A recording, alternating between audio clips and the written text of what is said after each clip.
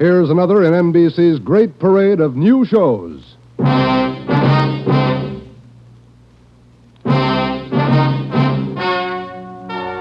Ladies and gentlemen, the story you're about to hear is true. Only the names have been changed to protect the innocent. NBC brings you Dragnet.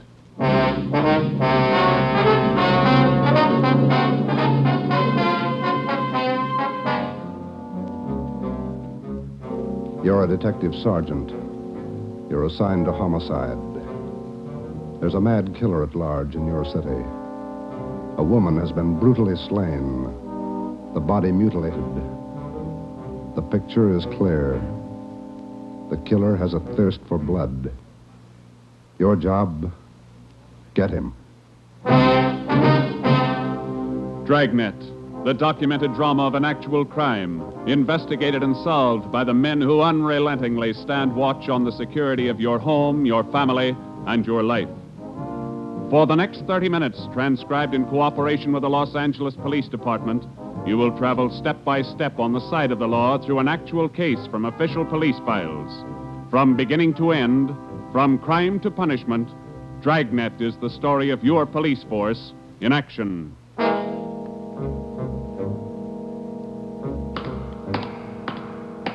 It was Wednesday, January 12th. It was raining in Los Angeles. We were working the night watch out of homicide.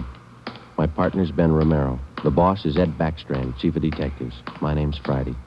I was on the way back from the morgue, and it was 11:23 p.m. when I got to room 42. Homicide. Hi, Joe. Chief wants to see you. He's in there with Romero. Thanks, Chandler. How's the wife? Fine. How about your mother? Better, thanks. Hi, Joe. Hi. Ronnie, sit down. Did they post the body yet? In the morning. Pretty messy. Strangled and mutilated. The guy's a maniac, Skipper. The body shows it. A murder like this, anybody's a suspect. The coroner looked at the body. He says the weapon was a long, sharp instrument. Found her in a hotel down on East 3rd Street. Manager's son discovered her about 7:30. You talked to him? It was too much for him. He passed out. Manager wasn't home. We'll check with him before midnight.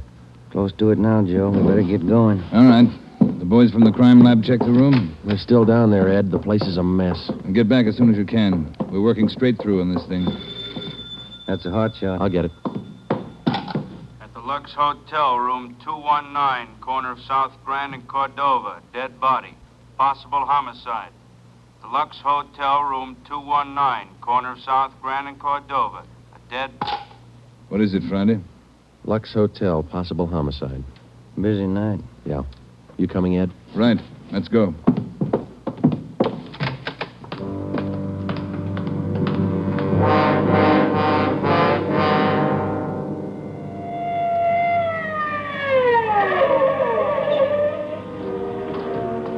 Six minutes later, Ed Backstrand, Ben, and I pulled up in front of the Lux Hotel. The manager met us at the door and led the way up a narrow stairway to the second floor. The room number was 219. We were prepared for the worst. We got it. You're right, Romero. The guy must be a maniac.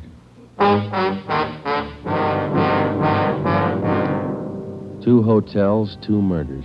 The same M.O. 3 of us made a brief inspection of the room at the Lux Hotel. We took a few notes on the appearance of the girl's body and a brief description. Apparently, she'd been strangled to death first, and then her body brutally mangled. Ben and I went back down to the lobby, and the manager, Mr. Ford, showed us the house book. The girl was registered together with a man, Mr. and Mrs. Philip Grant. We took the hotel register to have it checked for fingerprints and to photostat the handwriting. Ben notified the crime lab.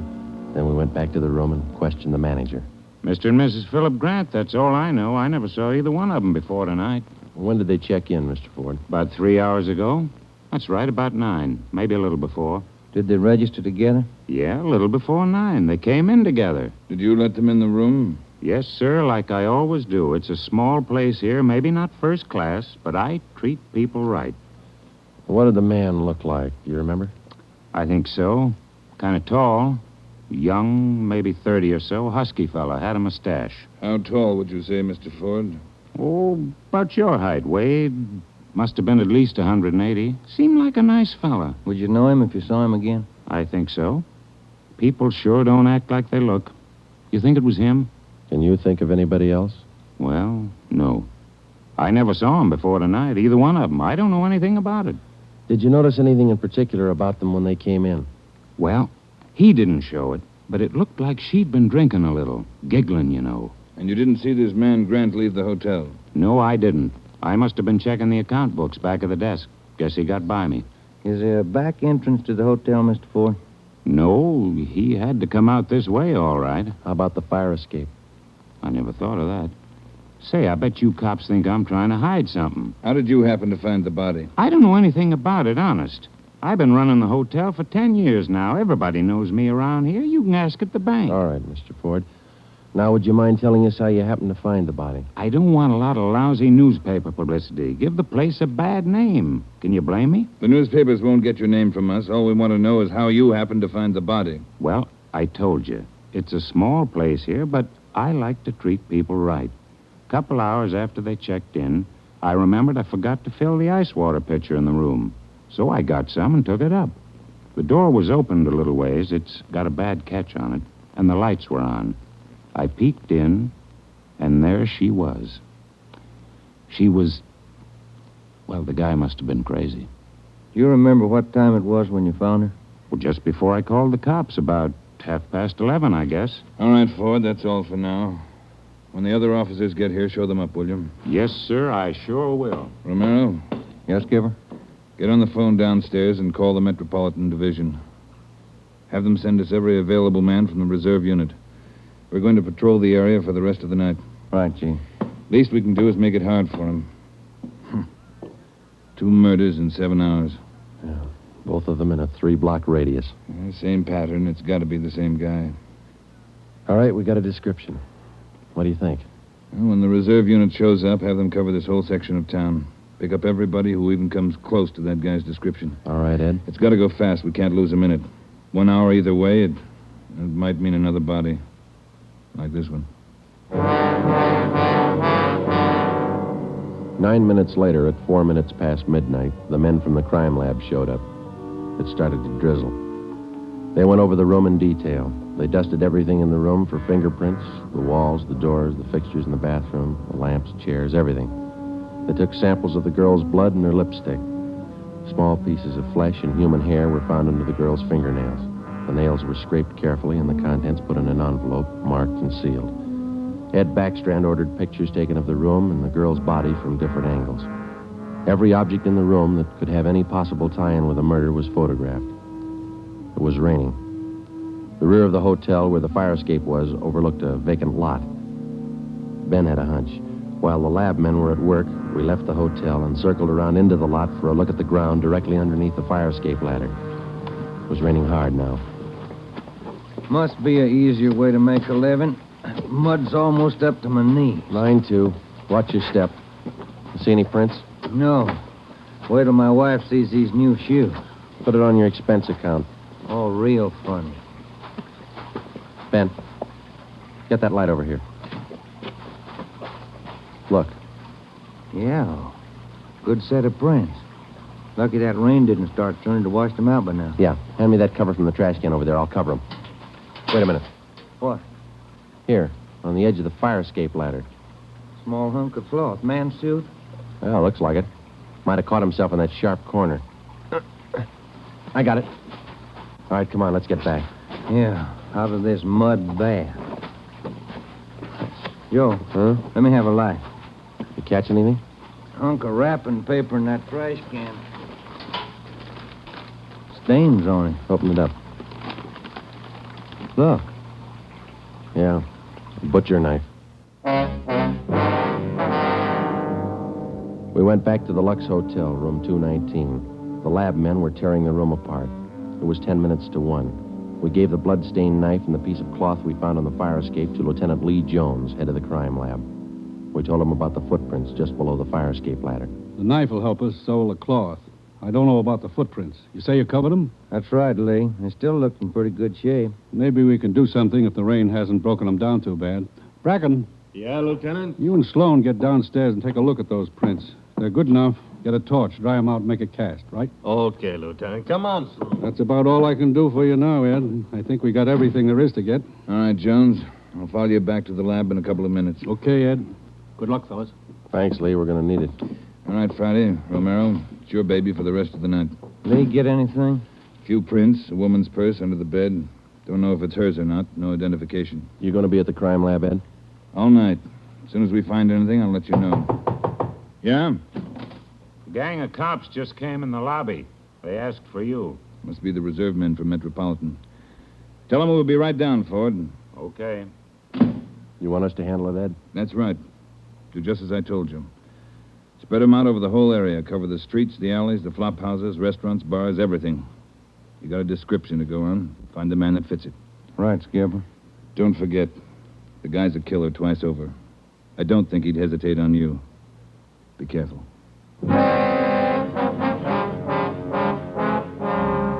We went down to the lobby, and Ed Backstrand gave the reserve men their orders. Then Backstrand left, and Ben and I took over. We picked up another half-dozen men in addition to the men in the reserve unit. They were deployed over an area of a dozen square blocks. It was one of the toughest sections of the city. With a general description of the suspect, some of them were to travel on foot, some in cruiser cars. A few minutes before 1 a.m., there was a steady downpour. Visibility was bad. At 3 minutes past 1, the manhunt was on. For the first 30 minutes, Ben and I cruised the general area between East 3rd and College Streets and Alameda and Figueroa. No sign. The rain kept on. We sat and listened to the calls come in. 12A, call your station. 12A, KMA 367. Attention, all units. Recovered license plates in the 6th column. 4 Young, 7690. 41R, 788 Standard Avenue, or 373. 41R, KMA 367. Unit 71 at 2816 West La Cienega, a 507 party. What do you think, Joe? Any hunches? I think he's still around, somewhere inside these 12 blocks. I'd bet on it. 5? All right, you're on. Want to check out a couple of these bars along here? Getting on to closing time. It's a good idea. Pull over, huh?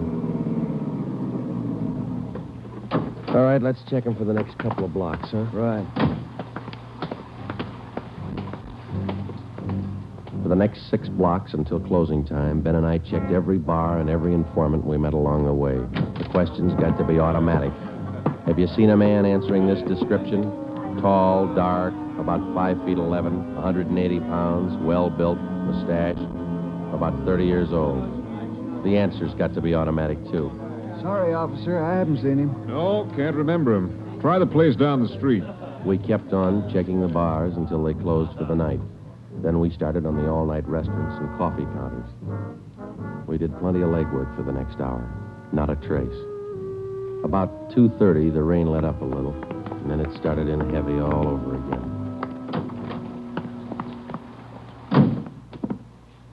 That finishes that block.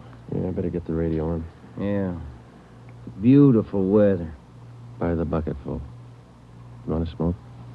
Thank you. Control 4 to Unit 80K. Is Your that a match? location, please. Yeah. 80K, your location. KMA 367. That's us, Joe. You want to take it? Yeah, I got it. 80K to Control 4. 80K to Control 4. Our location, corner of Alameda and Commercial. KMA 367. 80K, stand by. Something doing. Maybe. No, hold on a minute. Control 4 to 80K. Go to the crime lab, code 2. 80K to Control 4, KMA 367. Crime lab. Maybe those prints paid off. Well, I hope so. Let's go. That killer sure picked fine weather to work in. Feels like I just been swimming in these clothes. Yeah, I hope those guys in the crime lab have the heater on. A hot bath and a warm bed lead me on. Attention, all units. Hold it. Let's get the radio. Attention, all units. At 420 St. John's Place, a woman screaming.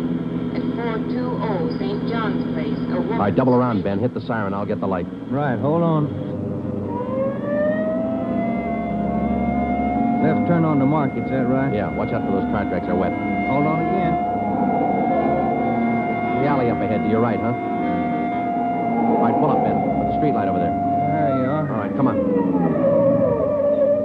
Let's go.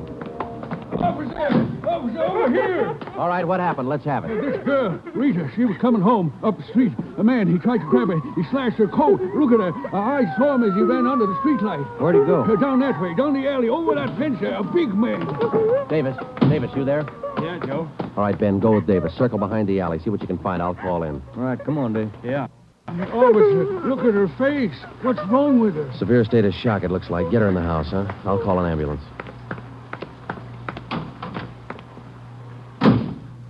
80K to Control 4. 80K to Control 4. Control 4, go ahead. Direct all units in the vicinity to converge on area around St. John's Place from Jackson to Banning Street. A woman attacked by large man with knife. Suspect left seen on foot. Possibly still in area. Request ambulance. KMA 367. 80K, Roger, stand by. Attention, all units.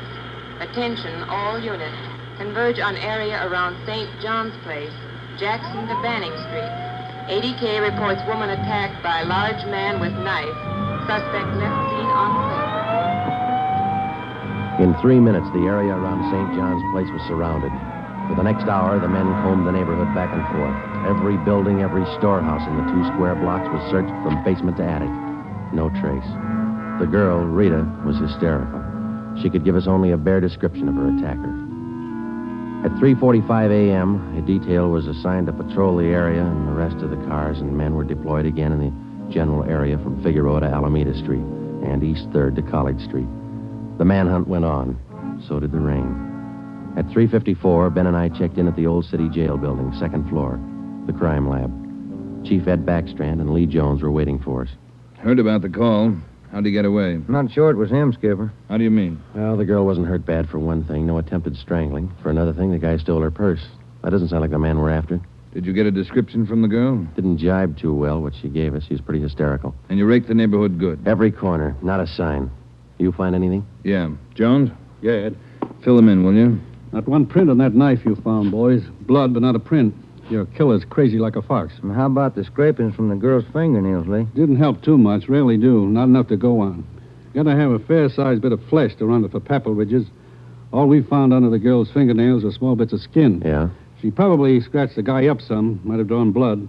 We had more luck with the footprints. You get an impression? Dried out the ground with torches and cast them. About size 10B. That's fine, Lee. But how about the prints? Only good one was a thumb. Real good. Got it off the wall near the light switch in the bathroom. Did you classify it yet? Yep. Found it in our single fingerprint file. The print belongs to a man by the name of Long. Robert Long. You got a record, Ed? Yeah. Misdemeanor. 2 arrests for drunkenness last October. Petty theft in December. The mama sheet shows a dishonorable discharge from the United States Coast Guard in 1946. Age 29, 192 pounds, 5 feet 10 inches, dark hair, dark eyes. That's close enough. We got even closer, Joe. Long works as a counterman at the Cottage Cafe down on South Flower. Started there last week on the early morning shift, but he didn't show up for work last night. Good. Where'd you get the tip? The knife you boys found. It didn't have any prints, but it had a brand on it. We ran it down. It was taken from the Cottage Cafe. Mm-hmm. Any address on this Robert Long, Ed? Yeah, got it from his boss.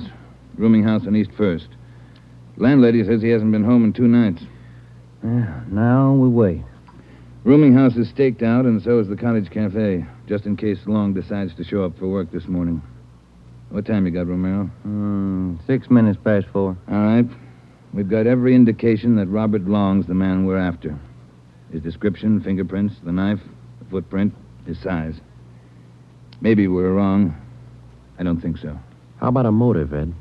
I think Robert Long likes to kill. He's thirsty for it. None of the victims were criminally attacked. They were strangled. Bodies mutilated. How about robbery? No. 2 of the women he killed had money in their purses.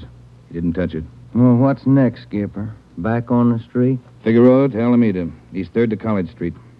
Keep a net around that area and work it back and forth until we're positive he's not inside. I think he is.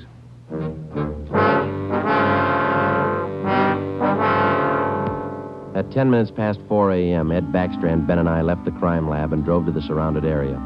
It was still raining. We passed several patrolmen from the reserve unit making the rounds. They didn't look any more comfortable than we felt. At Broadway and Alpine Street, Ben and I got out and started patrolling on foot again. Backstrand followed in the car to maintain a radio check. We must have covered 24 blocks and a half a dozen coffee counters before we got to the Criterion Restaurant and Donut Shop, a few blocks up the street from the Cottage Cafe.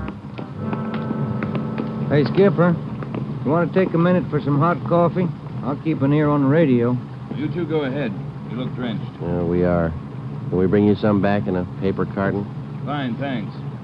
Cream. No sugar. All right, Ed. Come on, Ben.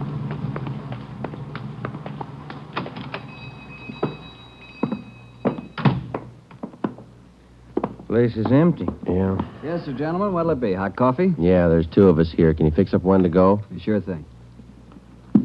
Say, on that one to go, cream, no sugar. Right. Say, you fellas cops? Yeah, why? No offense, just wondering. Here you are. Thank you. Cop in uniform was around a couple hours ago. Wanted to know if I'd seen some guy he was looking for. Tall, about 190 pounds, mustache, about 30 years old. Yeah, that's the description he gave me. He was looking for the guy. So are we. Say, that's good. That other cop came in right at my busiest time, a little after 2 when the bars closed. You know, it gets pretty rushed, and I didn't have much time to think, so I just said no. Then after the cop left, I remembered. You saw a man answering that description tonight? Yeah. I would have told the cop, but I was rushed. You know how it is. No time to think, and then I remembered. Are you sure? Oh, I'm sure, all right. Whoever he is, he's a lady killer. What do you mean?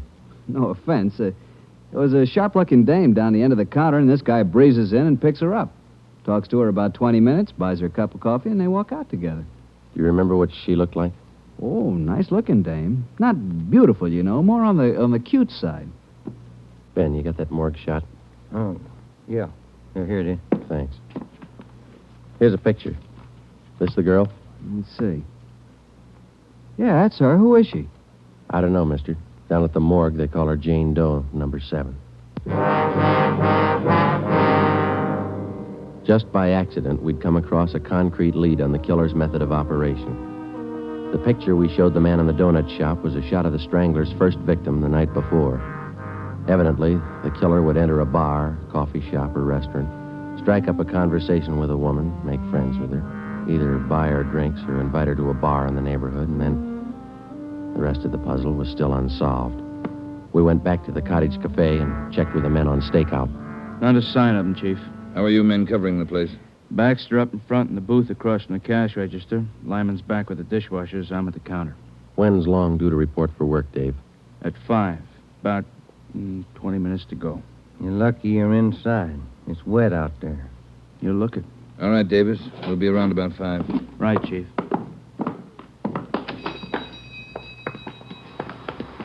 Let's get back in the car.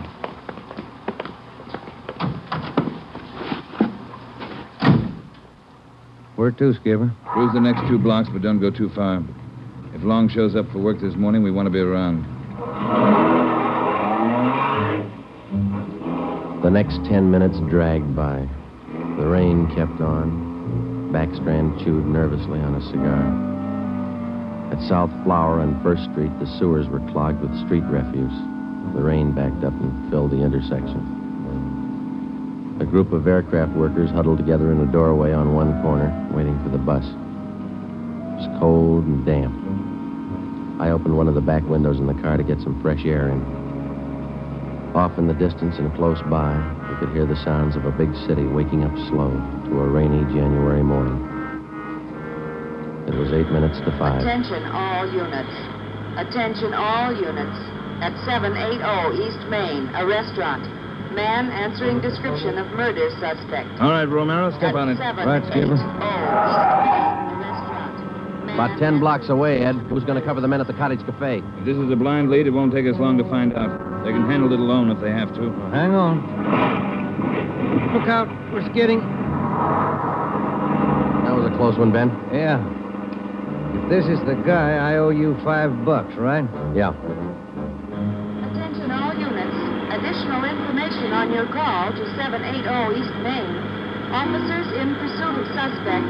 Suspect is on foot. Step on it, Romero. Attention all 2 more blocks, Skipper. Watch it, Ben. Next one to the left. Got it.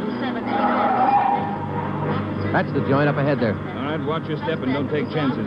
Don't play with him. Right. Here we go.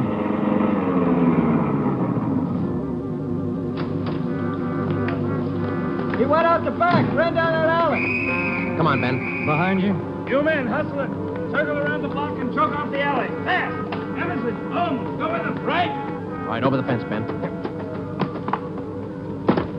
Ben, look out, look out. You all right? It's not that good. Come on, Joe. All right. There he goes. Between the buildings. Stop or I'll shoot. The next house. He ducked into the basement. All right, cover me. Right. Come on, he broke through the garage doors.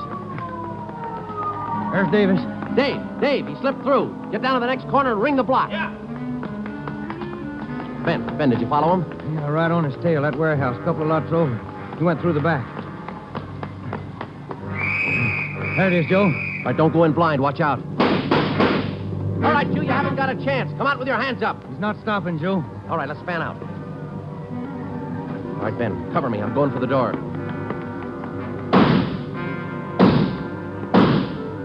All right, Ben, come on. You're clear. You spot him? There he is. Let's get him. Close. He's in a good spot. Let's move. He's up in the loft. Come on, let's head for the stairs. Will you? Easy. You spot him, Ben? No. Not a sign. Ben, look out, that packing case.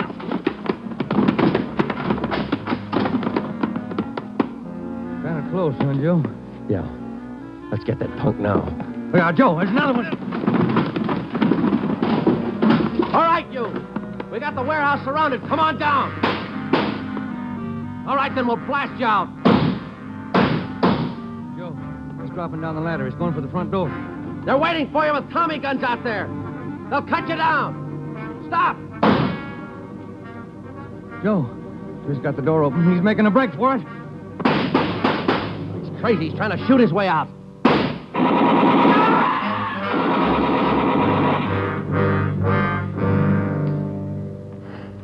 Well, he asked for it. Yeah. Let's take a look.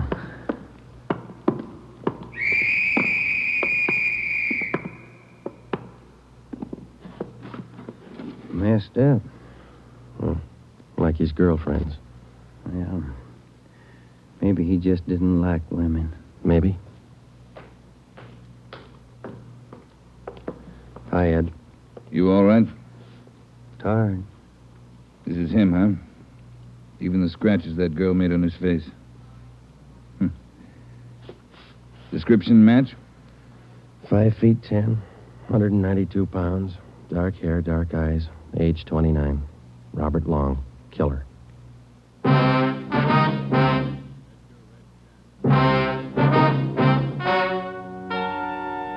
story you have just heard is true.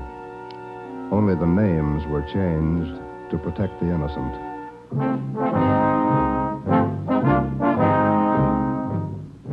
You have just heard the 10th in a new series of authentic cases transcribed from official files.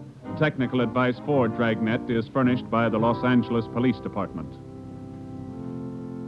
Tonight's program is dedicated to Detective Louis A. Abbott of the Chicago Police Department, who on the afternoon of March 3rd, 1947, gave his life so that yours might be more secure.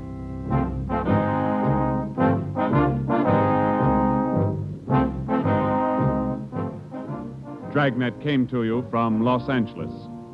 If you enjoyed tonight's production of Dragnet, you'll probably want to listen this Saturday evening to a pair of adventure shows featuring two well-known Hollywood personalities. You'll enjoy Brian Donlevy, star of Dangerous Assignment. Also on Saturday's schedule is Richard Diamond, private detective, as played by the screen's romantic tough guy, Dick Powell. Listen to both of these exciting programs this Saturday over most of these NBC stations. This is NBC, the national broadcasting company.